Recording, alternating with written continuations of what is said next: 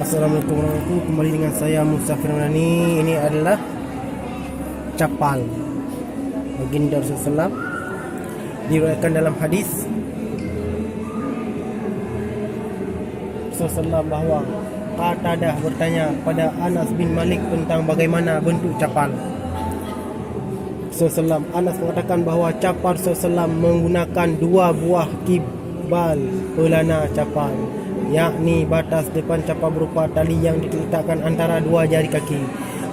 Pakaian kasus alas kaki atau capal atau ada disebut dalam beberapa hadis Rasulullah SAW menurut riwayat Al-Bukhari dan Muslim bahawa Rasulullah SAW melarang berjalan hanya dengan memakai sebelah kasut atau capal saja, tetapi hendaklah dengan memakai kedua-duanya ataupun menanggalkannya kedua-duanya. Menurut riwayat lain Rasulullah SAW bersabda bahawa jika tali kusut kamu putus, jangan berjalan dengan memakai sebelah saja sampai tali yang putus itu diperbaiki. Rasulullah juga melarang memakai kasut sambil berdiri.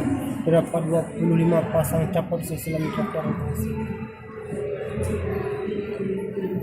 Ini sangat unik, inilah capal baginda Rasulullah SAW yang sampai sekarang masih ini terbuat dari kulit binatang, mungkin kulit binatang atau sapi atau kerbau atau unta.